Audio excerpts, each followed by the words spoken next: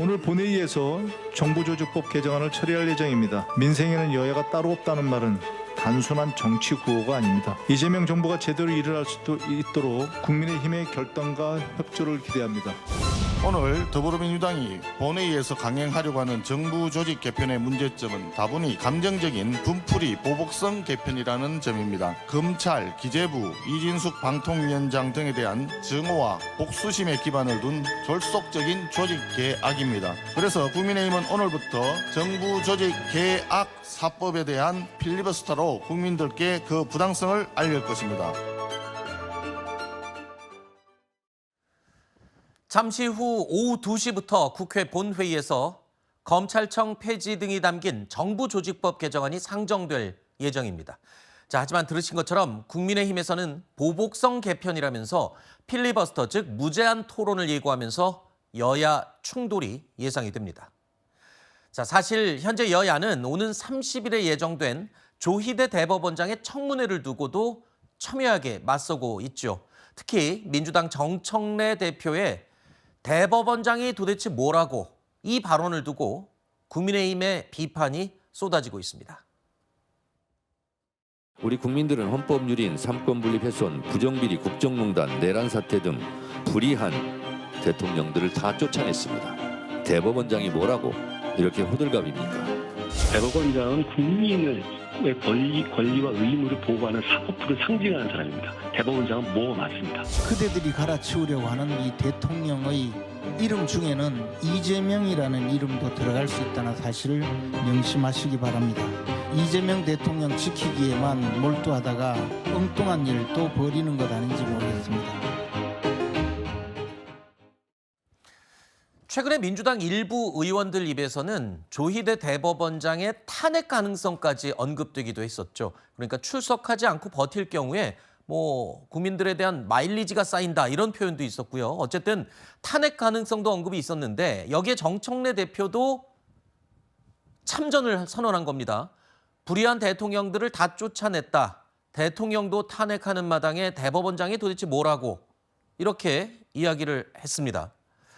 자, 실제로 대법원장에 대한 탄핵을 고려하고 있는 건가 싶었는데 또 지도부의 입장이 또 다릅니다. 전현희 최고위원이요, 지도부는 탄핵을 고려하지 않는다고 밝혔습니다.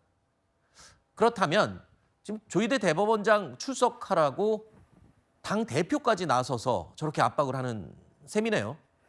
일단은 조희대 대법원장이 자진 사퇴하길 기다리겠죠. 그게 본인들한테는 최선의 시나리오고, 그게 안 될 경우에는 탄핵 의결을 통해서 직무집행정지도 불사할 겁니다. 네. 왜냐하면 어쨌든 여러 사법부의 판사들의 본보기, 네. 그걸 삼으려고 아마 그렇게 노력할 거고, 글쎄요, 정청래 대표 말에 따르면 진짜 국회의원이 뭐라고 이렇게 헌법을 흔드는지 모르겠어요. 이 부분은 국회의원의 입법권은 무소불위가 아니잖아요. 헌법의 범위 내에서 법을 만드는 게 본인들의 직무집행인데, 대법원장도 본인들의 직무집행이 재판하는 거예요. 네. 근데 그 재판이 헌법이나 법률에 위반했다는 점이 어디 있나요? 그냥 본인들한테 불리하거나 마음에 안 든다는 거거든요. 그러면 국민들이 저걸 보고 뭘 배울까요? 그러니까 입법 마음에 안 들면 법 안 지킬 거고, 재판 마음에 안 들면 해당 판사 탄핵시켜달라고 국회에 청원하고 입법 청원할 거고, 그거 어떻게 감당하려고 하죠? 네. 나중에 강성지층이 아마 저런 입법 청원이나 재판에 대해서 민원성 탄핵해달라, 청문해달라 이런 민원이 들어오면 그거 다 일일이 어떻게 대응할지 저는 글쎄요, 국회의원이 먼저 솔선수범해야 되는 게 아닌가 싶고, 또 하나는 저 정청래 의원의 발언에는 심각한 모순이 있어요. 본인들이 대통령들이 탄핵을 통해서 자리에서 내려오게 된 그 절차를 보면 결국은 사법부라고 칭해지는 헌법재판소의 결정이 있어야만 되는 거예요. 아하. 그게 국회의원 본인들이 의결했다고 되는 게 아니거든요. 네. 그게 헌법이 만든 구조입니다. 그 헌법재판소를 대법으로 치환해 보세요. 어떤 경우가 나오는지. 네. 자, 그렇게 다 시스템화되어 있고 견제하고 서로 상호 협조하고 이러는 것인데 저 부분을 마음에 안 든다고 쫓아낸다? 네. 글쎄요. 국민이 어떻게 볼까요? 자, 그러니까 대법원장이 뭐라고 정청래 대표가 얘기했는데 지금 위원님께서 이렇게 다시 받아쳤습니다. 국회의원이 도대체 뭐라고, 어떻게 삼권분립을 저렇게 흔드느냐. 또 마지막에 그 얘기도 해줬습니다. 결국에 지금 당대표가 얘기한 대통령도 갈아치웠다라는 그 근거가 사법부의 판단에 의해서 갈아치운 거잖아요. 근데 지금은 또 나가라고 그러는 거잖아요. 네, 근데 일단 조희대 대법원장에 대해서는 지금 비판을 할 수밖에 없는 상황이다라는 말씀을 드려야 될 것 같습니다. 이제 대선 직전에 사법부가 정치에 전면으로 개입했던 거 아니냐라는 파장을 불러일으켰던 게 이재명 당시 후보에 대한 공직선거법에 대한 이 유죄 취지의 파기환송심 판결을 내리는 과정 자체가 굉장히 이례적이었고 속도전을 벌였다 이렇게 볼만한 상황이었던 것 같고요.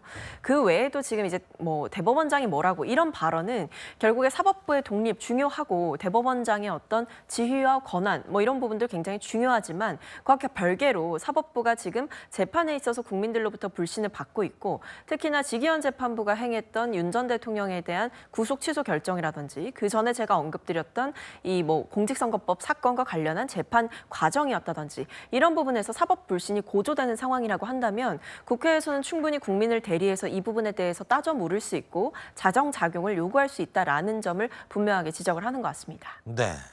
근데 제가 짧게 하나 더 하면 네. 국민의 어떤 공공기관 신뢰도나 청렴도 평가에서 국회는 꼴찌인가 꼴찌에서 세 번째인가 그래요. 네. 법원보다 훨씬 낮아요.